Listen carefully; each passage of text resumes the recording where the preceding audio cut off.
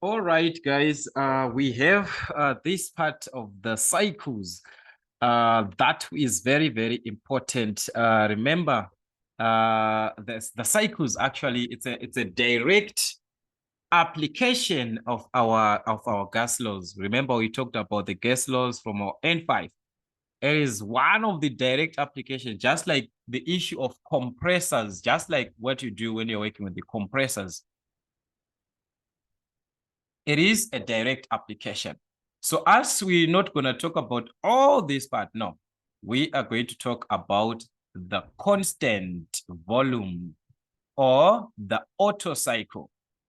So this is what we're going to talk about, but I don't think we're going to talk up to it. I don't know where we're going to end, guys. There's a lot that I know. I know that there's a lot, but that is what we're going to talk about.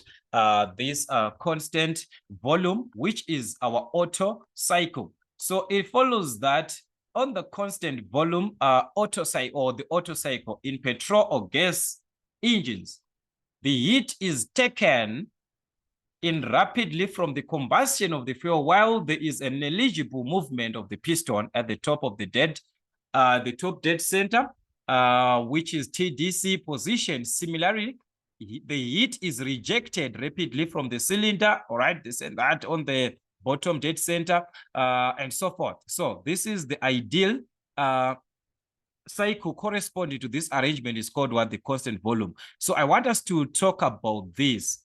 I don't know if my diagram is going to be clear here. All right. This is how our cycle is going to be like. On this cycle, there are things that you need to understand in operation in terms of your pressure versus volume. This is our P1. All right. Actually, the point one is here. The way that they're writing this guy is here. This is the point one. So if you take straight, it means our P1 is somewhere there, not here. This is at 0 there. All right. So what happens is that at the point one, which is the entry in this case. So we've got the point. Let me indicate this as point one, point two, point three, and point four, so that we have T1, T2, T3, and so on. So at the point one, this is the entry. So remember that the cycles are there for the intake, compression, ignition, and the exhaust. So we have got the inlet, which is the entry at T1. And this process of the T1 to 2 from the stage 1 to 2, this is referred to as a compression stage. It's a compression as it is going up. So we are talking about what? An adiabatic compression of gas, which is entering. That's an adiabatic compression. So PV to the exponent of gamma is equal to C. So the stage 1 to C is an adiabatic gas compression. All right, that's an adiabatic gas compression. So this one is a compression that is taking place. As the pressure increases from P1 to P2 in terms of the pressure, at the temperature T1 to T2, then the volume is decreasing, all right, from V1 to V2. Remember, the volume here is, this is volume is increasing as we are going this side. This is at 0.0, maybe this is 0, and we are going this side, volume is increasing. The pressure is increasing, going up. So from 1 to 2, it's an increase in what? In volume. Temperature, it's an increase, but the volume is decreasing. As we can see, we are going this side. So the volume is decreasing. We are going back to 0. So the volume is decreasing. Whereas the entropy there, it remains constant. We shall talk about a diagram that is called the constant. So that is the part of what? Of this, then adiabatic compression as we are going up. So we are talking about compression there. Then from 2 to 3, what is happening from 2 to 3? From 2 to 3, we are talking about the heat that is being added. Well, all right, let's talk about the volume first, because if we check here, in terms of our volume, it's a straight line, this one. It's a straight vertical line. It means these values along the line, they are the same. At this point, we have volume, which is V2 and V3. So it follows that V3 is going to be equal to what? To V2. The volume, in this case, they will be equal, it's constant. They at 1 and 4, at the last part, we shall talk about that. It's a constant again. It's a straight line.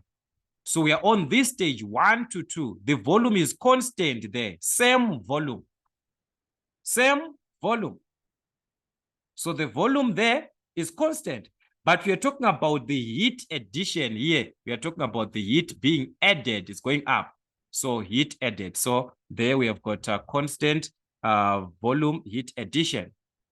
So we have got a constant volume heat addition.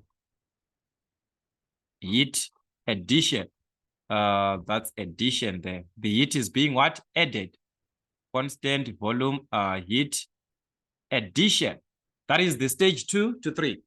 All right. We, like I said, this is a direct application of what? Of our gas, which is the gas laws.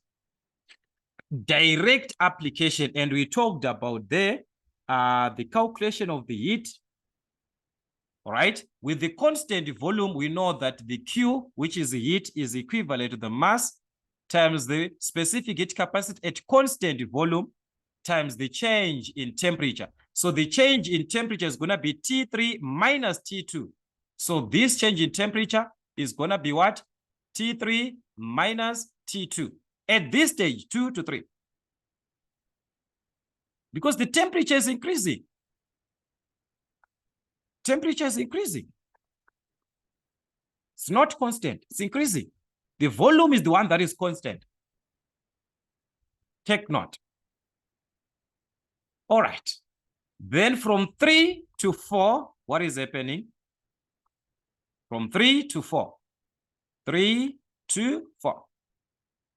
We are now talking about what? An expansion there. An adiabatic expansion, as we said before. So this one is an adiabatic expansion of gas. Gas expansion. So we have an expansion.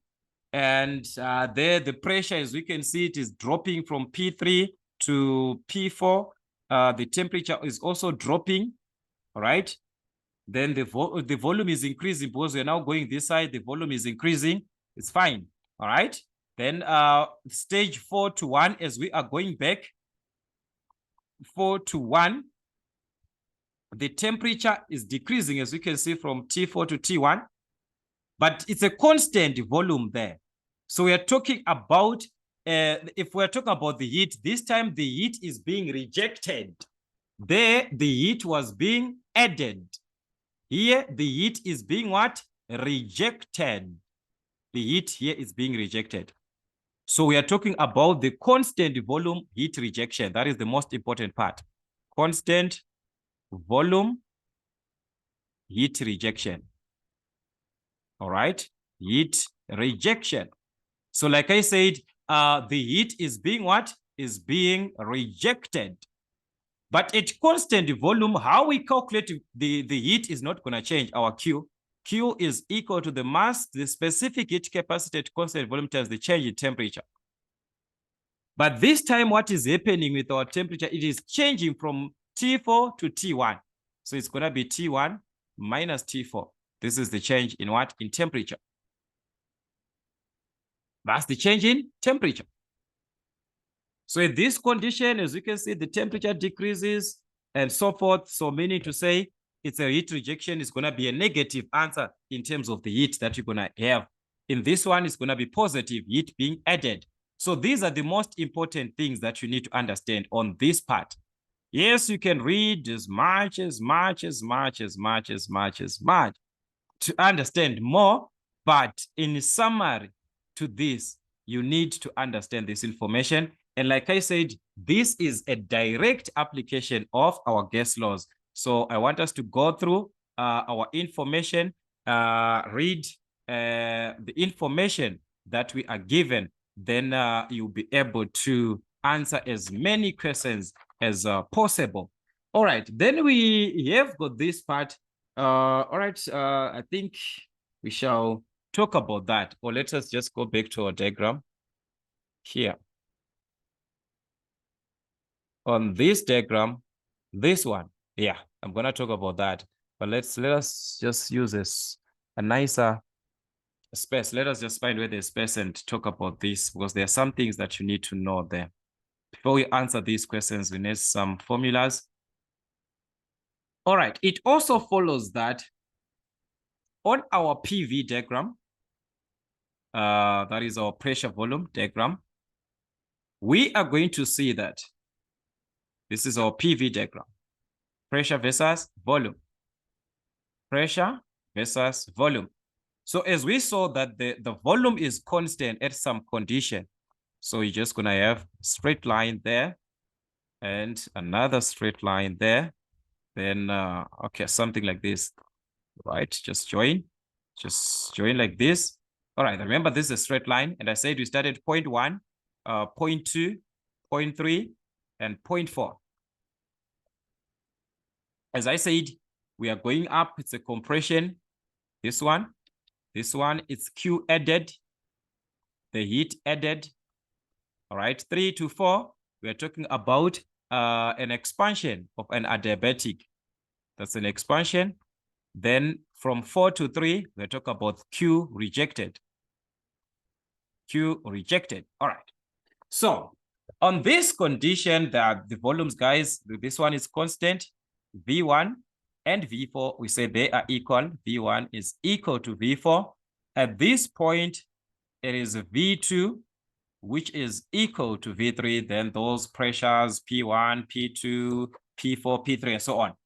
So it follows that just like our normal diagram that we had under compressors, according to the volumes that we have, the whole of these from this part, from zero, from the point 0 to this point, to hold up to this point, this one, it represents V1, which is our V4. The whole of this, the total volume, that's our V1. So V1, which is this one, is the total. It is, we are starting from 0, guys, up to 1 here. So that's why I was saying the volume is increasing going this way. So we have V1 representing the total volume. But this total volume, it comprises of what? All right. It comprises of the 2 volumes on our diagram, which volumes from V2 to V1. This one. There is a volume there from V2 to V1. What is this volume that we are talking about? It is referred to as the swept volume. So there we have got the swept volume. Let us just write VS. Then we have got a volume taken from the point 0 to 2. From 0 to 2. From 0 to 2. So that's our clearance, as we know that. This is our clearance. So from 0 to 2, it means that's our V2. That's our V3. It's taken from point 0 to 2. So is there anything? No, that's our V2 as it is. Just like from 0 to V1. That's your V1 as it is. So this one, it is our clearance. This is your clearance volume. As it is, taken from 0 to 2. So it is equivalent to V2. So that's your V2 or that's your V3. But we can't say our swept volume is V2 because the swept volume, it's a volume that is in between V2 and what? And V1, in between. So that's the difference, V1 minus V2. So this is the difference, V1 minus V2. We have to subtract V1 minus V2, where V2 represents what? Where V2 represents the clearance in that case, like I was saying. But this clearance, as I'm talking in terms of V2 like this, you are going to be given in terms of a percentage. They are going to give you in terms of a percentage, but the clearance is equivalent to V2, which is our V2 in this case, which is our VC, or clearance. V1 minus the clearance. So it follows that if it is a V1 minus the clearance, therefore it follows that V1, which is our V total, if we make it the subject, it is going to be VC plus, which is the clearance volume V2, plus what? The difference that we have, which is our swept volume. So that is, we are creating an equation for V1. And just like what we saw when we're dealing with compressors or when we are dealing with gas laws, at point 1, normally they are going to give us there with an effective volume. Sometimes effective volume is that volume that is given cubic meters per unit time, maybe per unit, per minute, or per second. They can use that MRT, if you still remember from our N5, we had a formula like this. Instead of using P1, V1, like I said, these are direct application of what? Of our gas laws. Direct application. So V2 and V3 are the same, and they represent what? The clearance volume. I hope we are together there. Then, like I said, we've got the diagram of the entropy, which is fine. Maybe we're going to talk about that when there's an entropy thing needed, but okay, let's just put it aside. But for the entropy, we're just going to have something like this. So this is our temperature entropy diagram. Temperature entropy diagram. So for the temperature entropy, again, we're going to have something like this, straight like this. So just something like this, something of this nature. All right. So there we're going to have the stage 1, 2, 3, 4. It opposes the way that it was before. So this is how our movement is going to be like. So we are simply saying, remember, before we said V1 must be equal to, sorry, this is V2. V2 must be equal to what? To V3. And V1 must be equal to what? Must be equal to V4 from 1 and 4. All right, so that's the entropy there is the same. Remember, this is temperature and entropy. This is temperature this side, and this is entropy. So on the entropy, it means here the entropy is the same along this side. So S3 and S4, they are the same. S3 is equal to S4. S1 and S2, they are the same.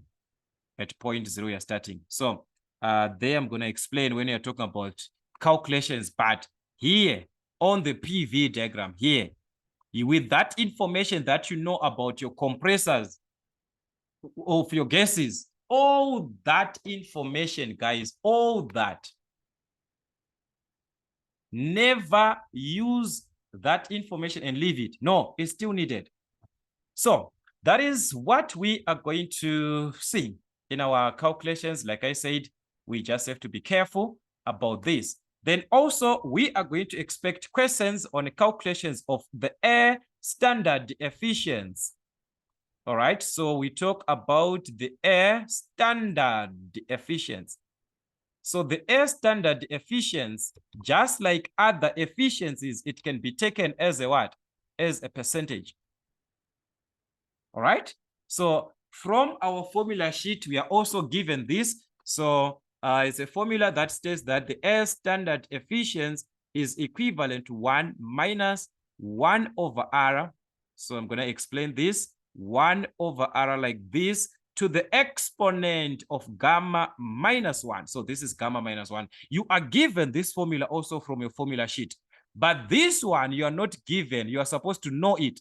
It is also equal to 1 minus T1 over T2 like this, provided that you have got the temperatures for an ideal Otto cycle.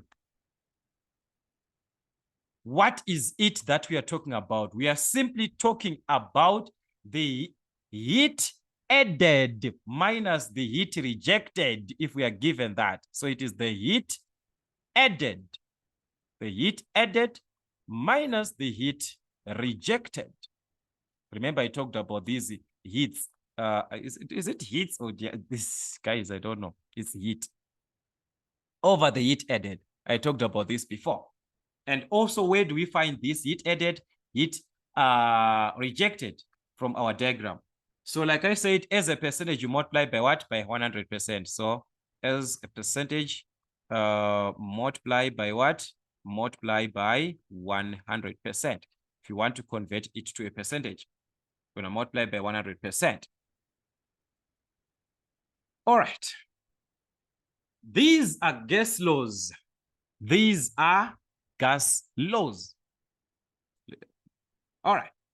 So in terms of our ratio of temperature in kelvins, remember our temperature is in Kelvin, it follows that our temperature ratio, this is temperature ratio. In terms of temperatures, the ratio of temperatures states that we're going to have T1 over T2 equal to T4, take note, over T3. T1 over T2, T4 over T3. Remember how we are going. 1, 2, T1 over T2. Now we've got 3 and 4. So it is going to be the opposite now, 4 over 3. 1 over 3, 4 over 3. All right? So this ratio is on temperatures. It is not this ratio that you are seeing here. No. It's not this one. This here is our R for the compression ratio. It's R for compression ratio. This R, compression ratio. That's our compression ratio. And this is our gamma. Remember our gamma from where? An adiabatic. Compression or expansion. So like I said, R is the compression ratio, which can be given as V1 over V2 in terms of volumes. So if we manipulate, guys, you see the part of mathematics, it plays a role. All right. So guys, if I insert a lot of pages, this will end up dragging this and that. So let me talk about these formulas from your formula sheet. All right. So if you check from your formula sheet on page number 1, we also talked about this formula from our guesses in N5. We said that T2 over T1 is equal to V1 over V2 to the exponent of n minus 1. But here we are using what? Gamma. So it's going to be gamma minus 1. That was the same. That was equal to P2 over P1 to the exponent of gamma minus 1 over gamma like this. Remember those formulas. Remember those formulas. Okay. I want to talk about the volume because it is the one that we are talking about here, because I'm saying V1 over V2 represents what? Ratio, the compression ratio.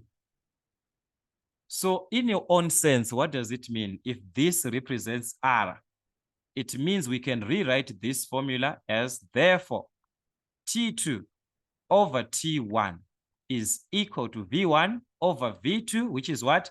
Which is R. So it is going to be R to the exponent of what? Gamma minus 1. That's T2 over T1. And from this, we can find R from, guys, it's mathematics. There from there, it's your mathematics. It is your mathematics which is playing role. It's either you want to calculate 2, you can multiply by this. So it follows that T2 is equal to T1 times R to the exponent of what? Of gamma minus 1. If I have this R. It also follows that I can find R from this. From this, I can find R from this. But let's manipulate R. No, guys, let's manipulate. T2 over T1 is equal to R to the exponent of gamma minus 1. Let's go back to our N3. How do we remove an exponent? You multiply by the reciprocal. This is same as over 1. So the reciprocal of this is 1 over gamma minus 1. So it means also this will be raised to 1 over gamma minus 1 so that this cancels. You are left with what? With R. So it means our compression ratio can be given as T2 over T1 to the exponent of what? Of 1 over gamma minus 1. Guys, I think I have manipulated formulas enough for us to calculate this R. All right. So to calculate R, we can use this formula To calculate R, we can use the formula for this one, V2 over V1. All right, if you can manipulate, guys, you can even manipulate it from anywhere, as long there's R there. All right, so we shall talk about that. We shall talk about that. We shall talk about that. Let us answer this question. Using this information, we are given example number 1. Example number 1. Calculate the air standard efficiency for an engine working on a constant volume. That means we are referring to an what? To an Otto cycle. Constant volume. That's an Otto cycle there. So they are saying calculate the air standard efficiency. Given the compression ratio, they gave us the compression ratio R, which is 6,5 as to 1. It means 6,5 over 1.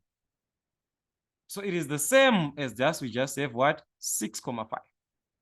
That's our R there.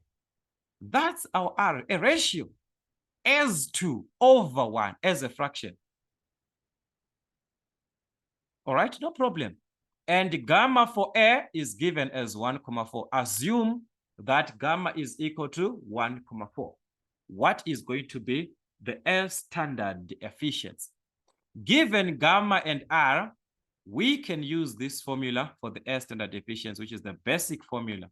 This one, the air standard efficiency is equal to this. That is the best formula that we can use there with this information that we have. So we saw that from that formula, our air standard efficiency is given as what? That is 1 minus 1 over our compression ratio to the exponent of gamma minus 1. If I want to have this as a percentage, I'm going to multiply by 100%. So it's 1 minus 1 over our R in this case, which is our compression ratio, that is 6,5, to the exponent of gamma minus 1, our gamma, which is what? 1,4 minus 1. So that was going to give us the air standard efficiency of 0,5270 and so on and so on, 52702 and so on and so on. Then you multiply by what? That answer on your calculator, as it is still appearing on your calculator, multiply it by 100%.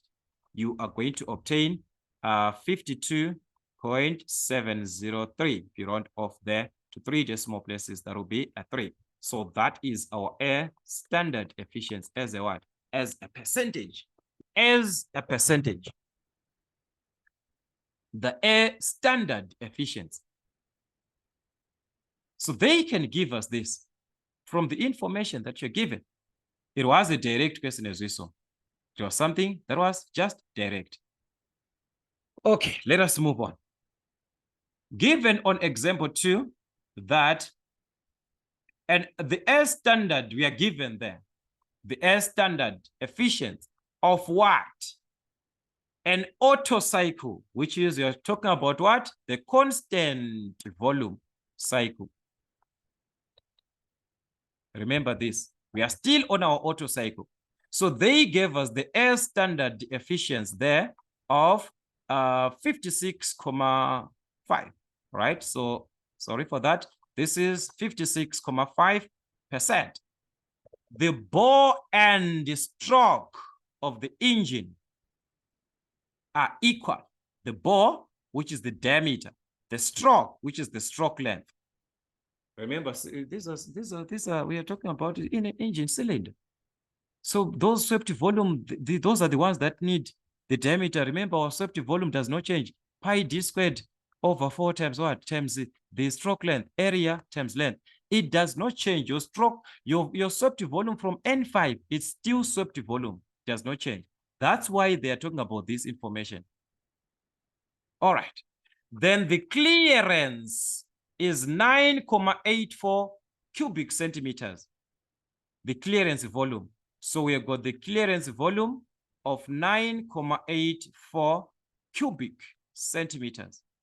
Assume that gamma is equal to 1,4. So given that gamma is equal to 1,4, calculate the volume compression ratio, which is our R. Remember, we said R represents the volume compression ratio. That's our compression ratio because the constant volume there. No problem. Let us see. We have something that they are the ones they are supposed to ask us to calculate the air standard efficiency. They are the ones who are supposed to ask us to do this. But look, they gave us this. Why? They know that you will need this information to answer another question somewhere. From our air standard efficiency, what did we say? From air standard efficiency, we saw that our formula is stating that we have got 1 minus 1 over R to the exponent of gamma minus 1. Where R is there. There R is there. So what does it mean? It means we can find that R. How? Let us just substitute because we have this. The percentage is when you multiply it by 100%. So to remove that, we have to divide. So what does it mean? It means we are going to have 0.565 is equal to 1 minus 1 over R, the one that we are supposed to calculate, to the exponent of gamma minus 1. That's 1,4 minus 1. All right, this is no longer about power machines. No, it's no longer about power machines. The power machines is the formula that you wrote this one. This is now you and your mathematics. Can you calculate for this R? No, it's no longer about power machines. Power machines does not solve maths. It is us and our mathematical skills. Okay, this is a negative. Let us just avoid it to be a positive, to be a negative, and let it be a positive. Transpose it this side. That will be 1 over R to the exponent of, and also 1,4 minus 1 is 0,4. So that's 0,4 there. So it's going to be 0,4 is equal to, this you're going to transpose it this side. All right, so it will be 1 already, which is there, minus this, minus 0.565. So you subtract, you're going to get something like 0.435, like something like that. All right, but remember the idea of our questions, guys, is that we need to remove this exponent. So like I said in the previous case, when we had those gamma and where we said we have to multiply by the reciprocal, it is the same thing. This is 0,4. What is the reciprocal of 0,4? It's 1 over 0,4. So to the exponent of 1 over 0,4, we have removed this. It means we are left with 1 over R is equal to what? So 1 over R is equal to this, which is this part that we have here. 1 minus this, it is going to give us, if you subtract properly, you are going to get 0.435, something like that. 435. 0.435 to the exponent of 1 over 0.4 like this. Okay. So this is 1 over R. This is just a normal number, which is the same as, it can be written as 1. Remember, guys, this can be written as a number. I want you to, guys, to know our mathematical calculations. It is of advantage. Let me just leave it. I might end up confusing you. Let us work it in an easier way. What can we do? We can just cross multiply, isn't it? Cross multiply this. This is same as over 1. The whole of it cross multiply. So R times this, it is going to be R times 0.435 to the exponent of 1 over 0.4 is equal to 1 times 1, which is 1. Remember, we want to find the value of R here, so you're going to divide by this. So we divide by this, 0.435 to the exponent of 1 over 0.4, 0.435 to the exponent of 1 over 0.4. So this will cancel. You are remaining with what? With R. So R is going to be equal to this. Yes, that's it.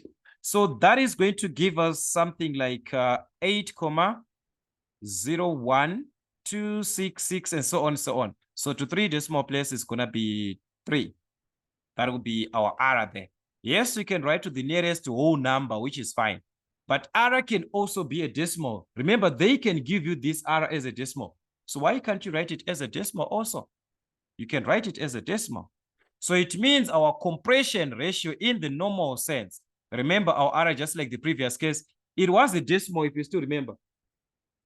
It was 6,5 so it can be a decimal. So it means this can also be a decimal, 8,013 That is our constant volume, our constant volume compression ratio. That is our compression ratio in actual sense. Okay. So guys, we need to understand our information very, very much. So we might need this information. Let me just write it here. So we got our R. So this one, let us just remove it, guys, so that we have our space to use. All right. So like I said, we are going to have that part of our R, which is fine. Maybe we might need, if we need it, no, we're gonna use it.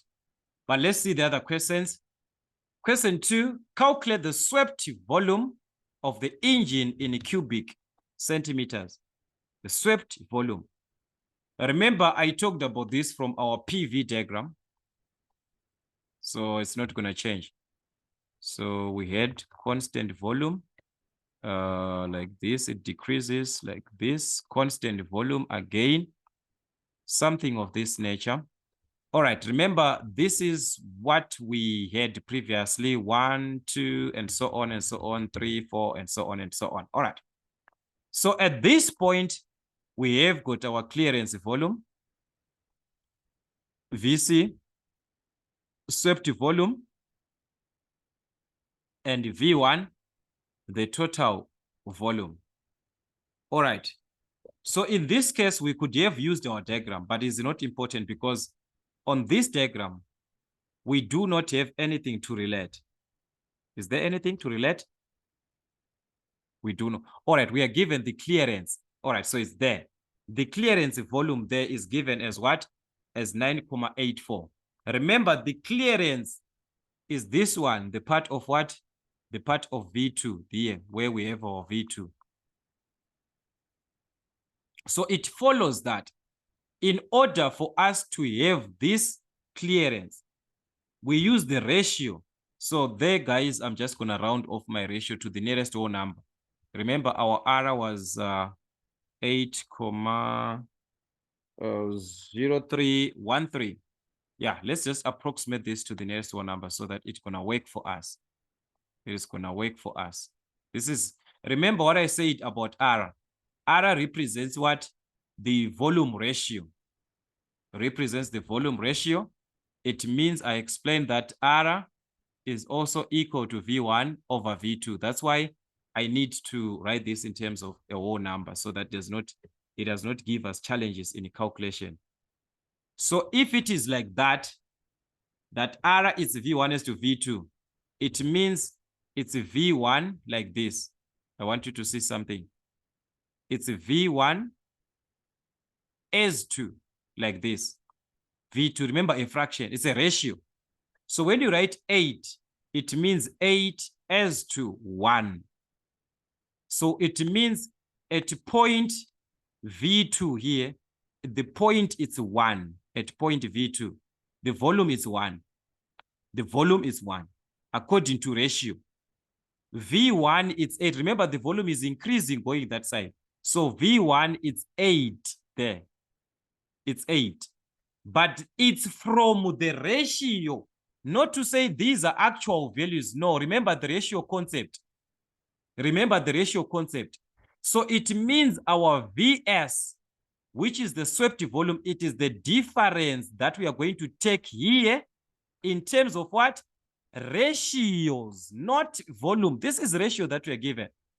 So the swept volume, in this case, you find out it can be taken from the formula V2, that will be V1, the bigger one, V1 minus V2, which is from our V ratio, from our volume ratio, from our compression ratio, times the clearance volume, which is V2. There we calculate what we refer to as Vs. So that is the formula for you. I think you understand, like what I said, where it is being taken from. So this is Vs. Our swept volume is going to be V1 minus V2. V1, according to ratio, it's 8. Minus V2, according to ratio, it has got 1 part. So times the clearance volume that we are given of 9,84. So you multiply this part to the clearance volume, 9,84 cubic centimeters. If they want in cubic meters, you change, but there we are not given the units. So it means we are just going to give this as they are, cubic centimeters is fine. So that is 7 times this. So we are going to obtain 68,88 cubic centimeters. That, just like that. That's your swept volume. All right. So remember, this same swept volume, we could have calculated it if we were given the diameter and the stroke length. Let's say we were given that. We were going to use that area times the stroke length, but we are not given that. We were going to use formula Vs is equal to pi d squared over 4 times the stroke length.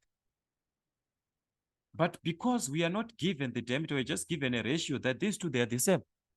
So we can't calculate anything from there. That's why you see this question. They are now asking you to calculate the diameter now of the engine, but in what?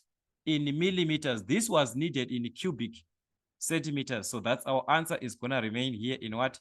In cubic centimeters. All right. Here. All right, guys. This one is another thing that here, cubic centimeters. So answer is just going to be cubic centimeters. All right.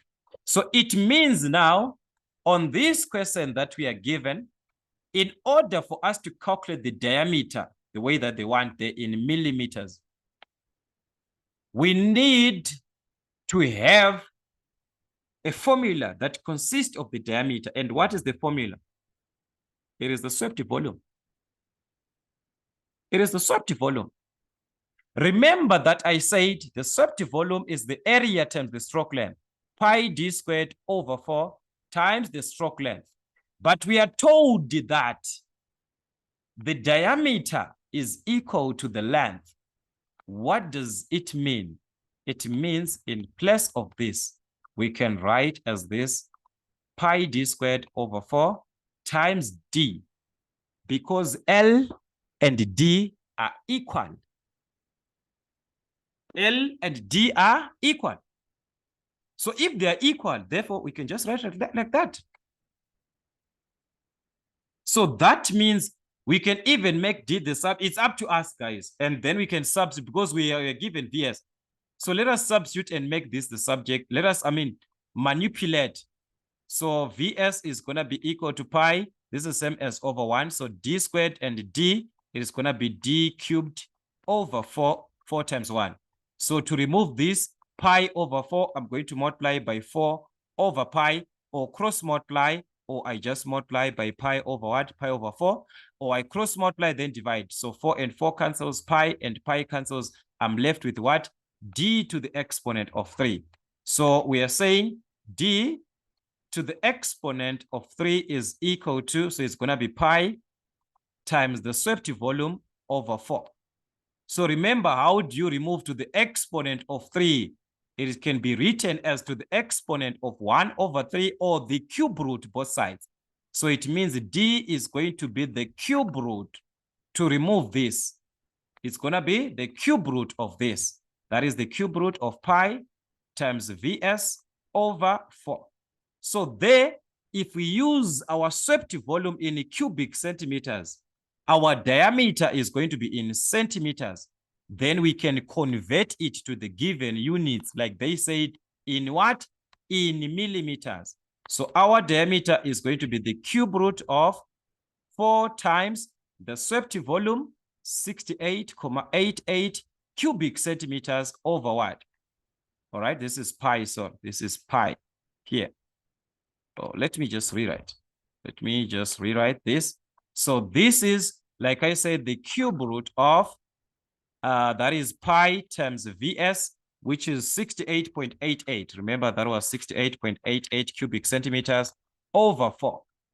So like I said, your answer is going to be in what? In centimeters, since you used the cubic centimeters. And that was going to give us 4,4429, something like that. 4,42912, something like that. So to convert to millimeters, like we are told, multiply by 10, since 1 centimeter is what? It's 10 millimeters. So the moment we multiply by 10 to 3 decimal places, we're going to obtain 44,429 millimeters. So that is the diameter. And we are told that the length is equal to the diameter. So if they wanted the length, it means also the stroke length is equal to what? To 44,429. So sometimes they can even give us a ratio L is equal to 1,5D. You use the ratio as it is given. The ratio as it is given. So that was our question. That was our question. So we just hope we can be able to play around with this information in exam, because these are the typical questions that you might also have in the final in exam. Just understand your questions, how to answer these typical questions. It is very, very important that you understand how to answer your questions. All right, let us move on to another part. I'm just going to remove this too much information that we have. All right. So let us check this one. Again, on the same part, same application. What are they saying here? In the ideal constant volume, so it's an ideal constant volume that we are dealing with, which is an Otto cycle. It's a constant volume. The temperatures at the beginning and the end of compression are, so we're given T1 at the beginning, 55 degrees Celsius. So if you convert this to Kelvin, we add 273, that will be 328 Kelvin. We do the same for T2. If we add 273, that is going to be 623 Kelvin. So these are the temperatures respectively. Then calculate the air standard efficiency from there. All right. I talked about different formulas. Let me go back. I hope I did not erase those formulas. I just hope. Which was our first where I listed here? Yeah, it's supposed to be here. I talked about these formulas. Let's hope I did not erase. Yes, here. Here. You still remember. And I said on this part here, you use this. If you listened to me properly, I said this is when you're dealing with just an ideal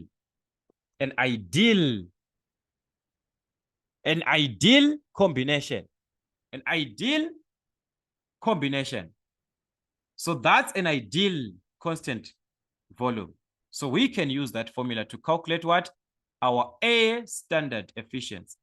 We said from that formula, air standard efficiency is going to be given, and also how to manipulate that. I think we saw it. Why are we using this formula instead of using 1 minus 1 over r to the exponent of gamma minus 1? We do not have the volume ratio, r, unless we have to calculate that. But they are actually asking it here or number 2. They're asking it here or number 2.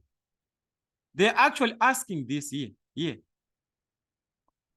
So it means for totally this formula is not going to be useful. is something that they want later on. So this is the best formula. So there we have got everything. So just going to insert 1 minus T2, which is our, sorry, T1 over T2. That's 328 Kelvin over 623 Kelvin. So this, if you want, you can have it as a percentage. So the first thing is going to have something like 0.4735515 and so on and so on and so on. So as a percentage, just multiply this by 100%. We're going to have our air standard efficiency as a percentage, which is 47.352%. So that's our air standard efficiency. Just like that. Just like that. All right. Then they are moving on to ask that we are supposed to calculate the compression ratio if our gamma is equal to what? If gamma is equal to 1,4. So if gamma is equal to 1,4, how are we going to have our compression ratio? If you check, guys, there is a question that we did where we had to make the subject of the formula of R. I think you still remember that formula where we have to make that. But also, if you check, there's this formula where I manipulated this. I just hope you are together also here. I manipulated and say R is also, can be written as T2 over T1 to the exponent of this. I hope, guys, we saw how, and how did we end up with this? How did we end up with this? So I'm just going to write the formula. I hope we are there. So it means we can write our R as T2 over T1 to the exponent of 1 over gamma minus 1. We saw that manipulation. So guys, this one was a direct question. T2, 623 over T1, 328 to the exponent of 1 over, we're given that gamma is what? 1,4 minus 1. So that means we're going to have our R as 4,97205, which is 972 to 3 decimal places. If your calculator is fixed to 2 decimal places, it will just give you the answer direct. It will just give you the answer direct on that one. So that was it. That was it, everything. That was it, everything here. Just need to know how you are given your information and how to apply the information that you are given there. These are the typical questions that you might be given. Like I said before, it is very, very important that we understand them. All right. Number 4 is on our examples is given the cylinders of an engine. All right, let's see this one. The cylinders of an engine have a swept volume of, so we are given the swept volume 1,639 cubic centimeters. Remember, we said the swept volume is equal to V2. So we are given V2. We are also given V3 from that diagram, guys. And also the clearance volume is given as 327.7 cubic centimeters. It operates on the constant volume. We are still on the Otto cycle with a perfect gas, where Cp for the gas is given as 1 kilojoule per kilogram Kelvin, and Cv at constant volume is given as 0.710 kilojoules per kilogram Kelvin. Calculate or find the value of the air standard efficiency. All right, we need this. The air standard efficiency, as we saw that it can be found from the formulas temperature, where we are not given anything about the formula, about the temperatures, I mean. So we are left, or we are stuck to the air standard efficiency, which is given as 1 minus 1 over R to the exponent of gamma minus 1. As we are stuck again, because we do not have R. Oh, there's a lot there. There is a lot. So guys, where and how are we going to have our R? This is the information that we need, that we are given. This is our formula. but we are stuck again on the same formula that is helping us to calculate R. All right, remember we talked about this from our PV diagram, pressure, volume. All right, we've got pressure, volume, constant volume there, something of this nature, 1, 2, 3, and 4. And we said this is V1 equal to V4. This is V2 equal to V3. And this is our clearance volume, this one. And this is our swept volume, second one. So we've got Vs and we have Vc. And I said the whole part of this, up to V1 is the total volume, which is V1, which is the sum of the clearance to the swept volume. Why am I talking about this? Remember R. When the volumes are given, why am I talking about this? Because when the volumes are given, R can be calculated. How so? R can be calculated. Remember we said R is the ratio that we have between the given formulas. All right. R can be taken from V1 over V2. Guys, I hope we are together. Do not lose me. Do not lose me here. Do not lose me. No. We have got this one. We can't talk about this. No, there are no temperatures there. There's nothing. So we have to think of the volumes. The volume compression ratio can be calculated from here. V1 over V2. But do we have V1? Do we have V2? Yes, V2 we have. Because V2 is the clearance volume. V2. Why am I writing on VS? Guys, please forgive me. Please forgive me.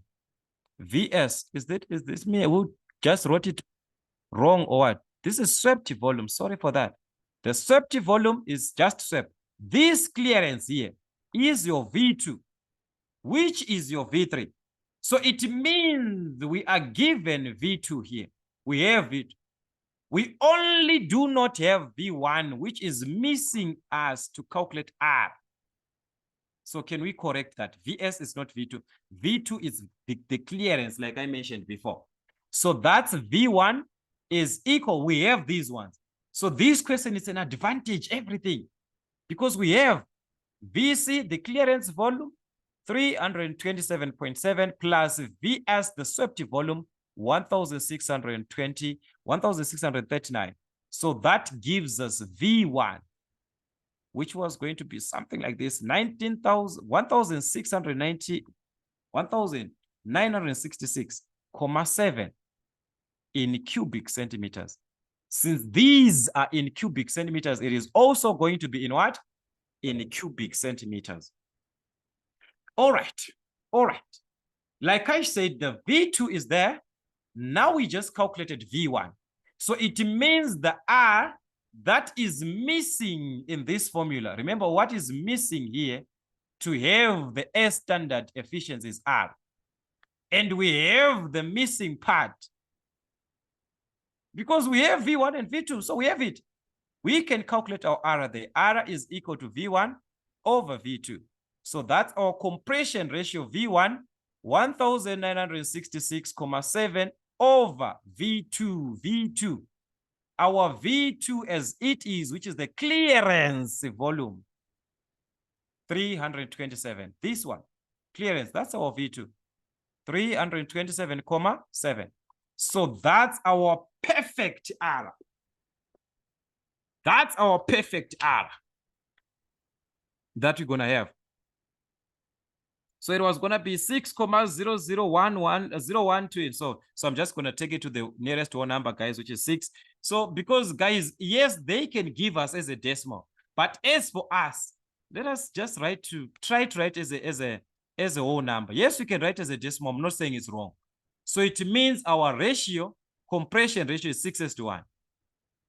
That's our R. Guys, I'm just saying it's R which is missing. What about gamma?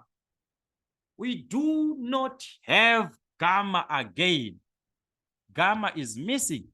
It's not there. This one is now there, but gamma is missing, is not there. So in order for us to have gamma, this is why they gave us CP and CV. Remember from those formulas. No, guys, you must have your formula sheet. Let me just show you. It might not. Oh, we still have a long journey to go, guys.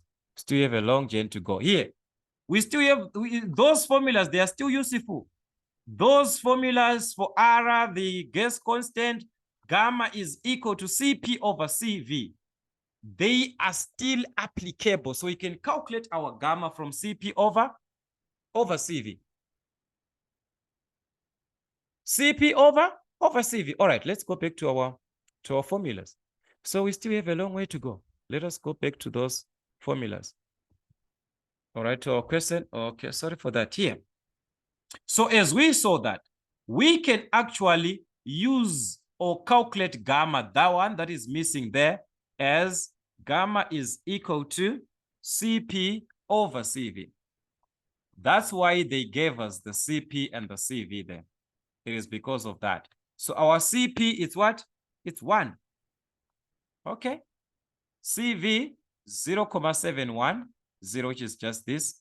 So that's our gamma. I was gonna be a 1.4, something like that. 1.408. So to 3 decimal places. But as you saw that they were giving us gamma to 1 decimal place. So also you can use this to 1 decimal place. All right. So I'm just gonna write to 3 decimal places, no problem. But do that to 1 decimal place also, it's fine. So with this gamma that we just got, now we can calculate our air standard efficiency. Remember, everything is now there. So it's gonna be 1 minus 1 over R, the one that we calculated our compression ratio, which is from the volume, we got 6. So that was 6 of to the exponent of our gamma, which is we got our gamma as what? 1.408. Like I said, you can use 1.4. So this is going to give us a decimal of 0.518 and so on. So as a percentage, 51.859% if you multiply by 100%. So that's your air standard efficiency. Your air standard efficiency. That's it.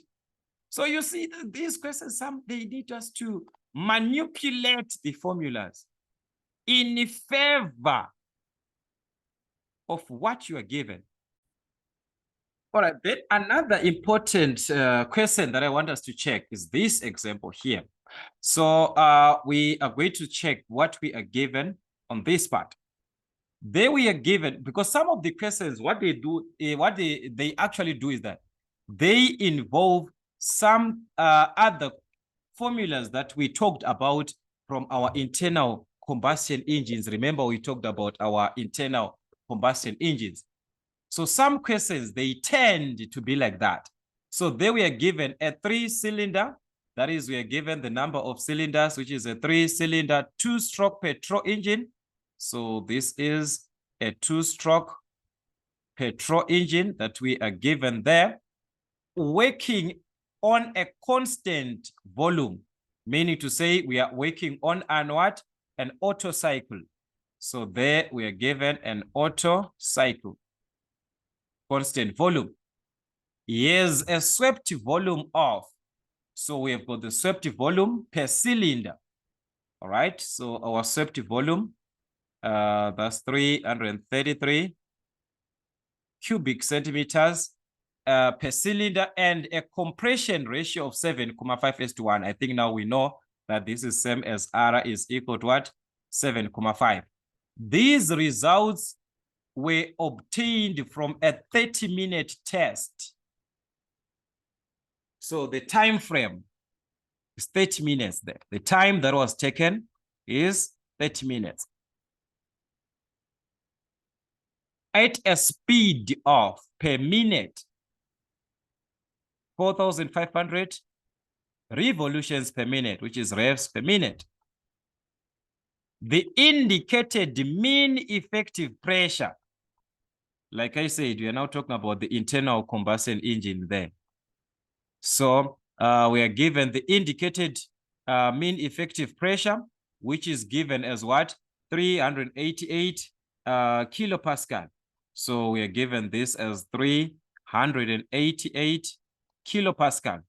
As we know that the moment we are to use this indicated mean effective pressure, when we are using the plain formula to calculate the indicated power, the N is going to be affected. If you check, we talked about that in our on our internal combustion engines, where I said this N is only that it's a two-stroke, so you won't see the effect, but this N is affected as revs per second over 1 for a two-stroke. If it was a four-stroke, you divide by 2. So it means the N here is not affected since it is over 1 for a what? For a two-stroke. So you won't see the effect of this two-stroke concept. You won't see the effect of the N. So it's just revs per second as it is. So it's just going to be this as revs per second, which is just 4,000 what? 4,500 over what? Over 60. 4,500 over 60. That's in revs per what? Revs per second times 1. Because of what? It's a two-stroke. Like I said, there is no effect for this.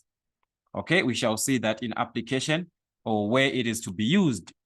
Then we are given at that condition the total fuel used. That is the mass of fuel. The total fuel used in this test is what? 3,75 kilograms.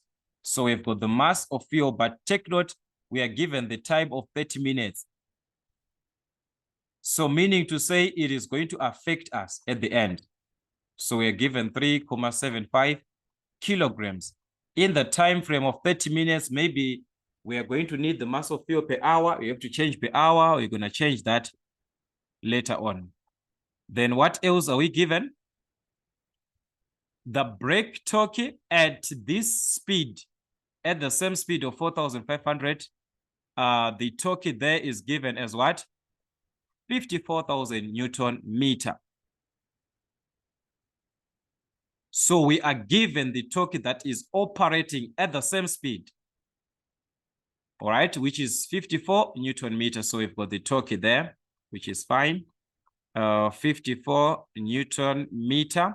And also there was the heat value of the fuel, which is our calorific value, 42 megajoules. So like I said, the heat value, which is our calorific value, is supposed to be in kilojoules per kilogram. In what? Kilojoules per kilogram. So that means in kilojoules per kilogram, the 42, you're going to multiply by 1,000. That is going to be 42,000. Kilojoules per what? Per kilogram. So this is your information.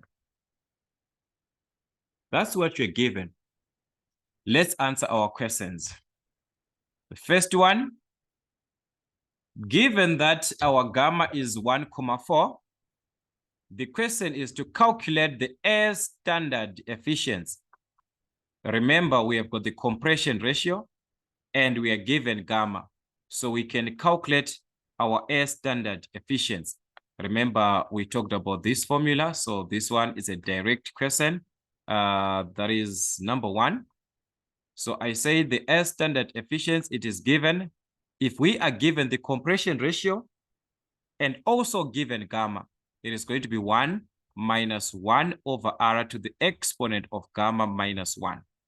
So that is 1 minus 1 over our compression ratio, 7,5, to the exponent of gamma, where we are given that our gamma is what? It's 1,4. That is what you're given there.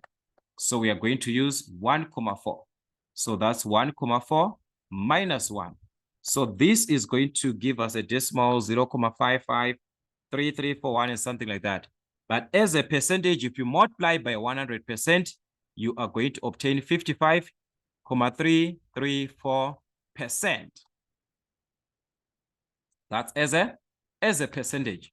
All right, so let's hope we are not going to need this value, but if we're going to need this, we are going to recall. I just need to use this space where our information is. So the other question was to calculate the indicated power in kilowatts. The moment that we are given the indicated mean effective pressure, we are supposed to ask ourselves, why so? Why is that so? Why are they giving us this? It is because we can use the formula plan. From our formula here, we talked about this. All right, we can use, okay, yeah, we need the one for indicated, yes, sorry, IP, this one.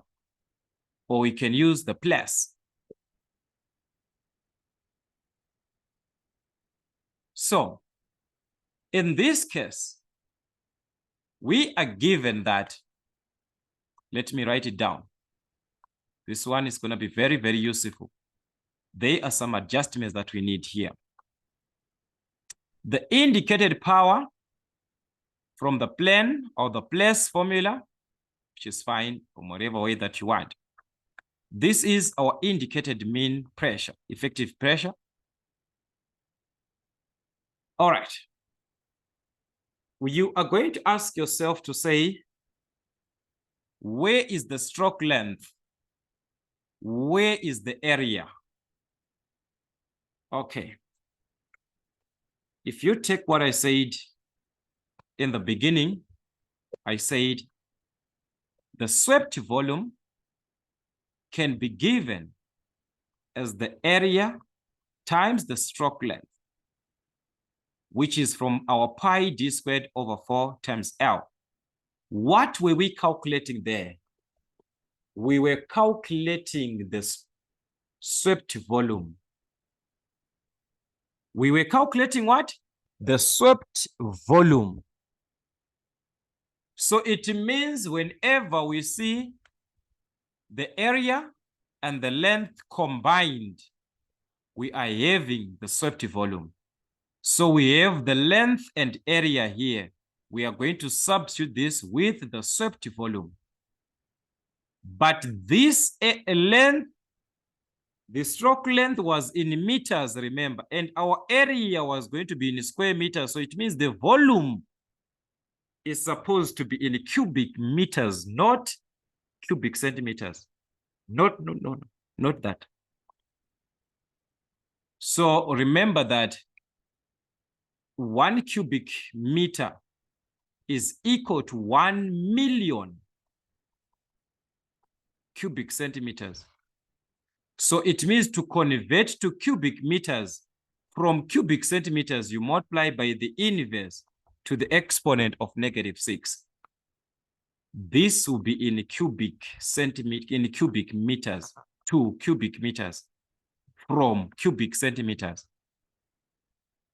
So that means we just need to substitute the indicated mean pressure, 388, times the VS, which we said length times area, area times length. This is it. 333 times 10 to the exponent of -6 times N, where I said this has to be manipulated according to how many strokes are we given? They are 2. So it's revs per second over 1. Like I said, this one does not affect us at all. So it is just going to be 4,500 over 60.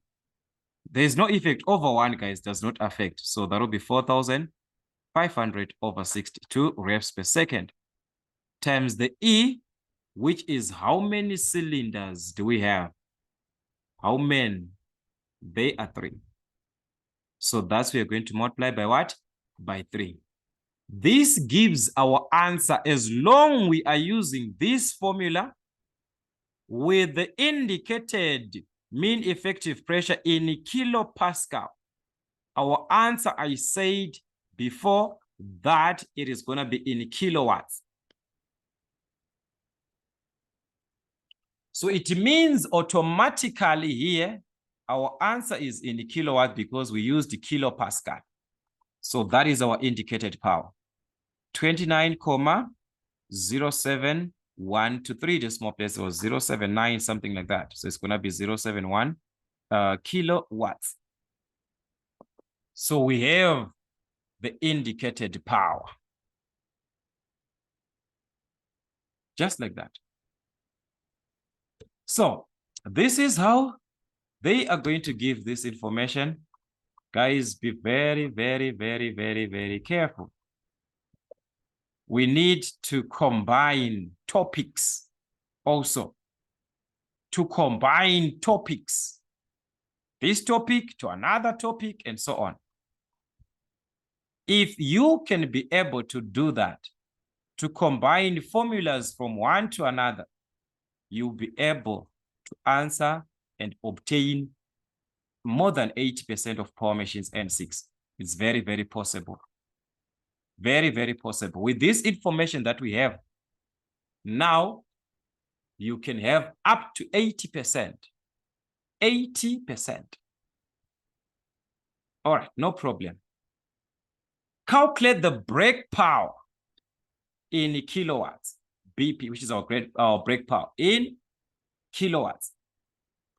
So we check, remember, from our internal combustion engines, when we are given the speed and the torque, this one, we can calculate the brake power from this formula.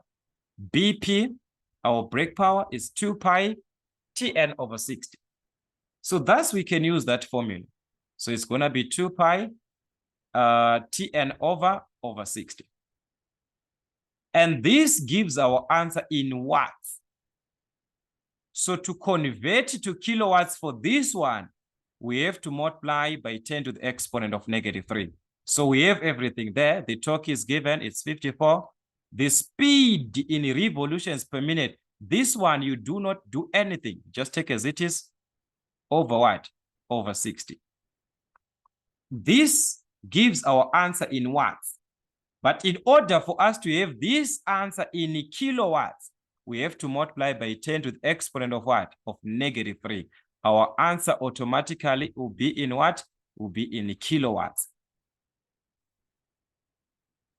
That's the purpose of multiplying by what? By 10 to the exponent of -3. So our brake power to 3 decimal places is going to be 25,447, which is kilowatts. Like I said, we are obtaining our answer direct in what? In kilowatts, because of this. All right. So that's our brake power. Let us just write down. We might need this. Remember, there are those efficiencies questions that need us to apply this brake power, this and that. So we might need this information. Let's just leave it like that. Let us move on to another question and see what you're given. So you see, guys, that's how our questions sometimes might be like. They need you to apply those formulas that you had under internal combustion engines. And all this is now, all this, the mechanical efficiency, all this is all about the internal combustion engine. It's all about those formulas. Remember, our mechanical efficiency from brake power and what? Indicated power. It is there. The mechanical efficiency is what? Brake power over the indicated power. So thus we have it. All right. So our mechanical efficiency from the brake power, the ratio of the brake power to the indicated power, we are going to have this. We calculated all these. The brake power, we have it. That is 25,447. Over the indicated power, we have it 29,071 times 100%. This is going to give us the mechanical efficiency. So thus we've got our mechanical efficiency to 3 decimal places.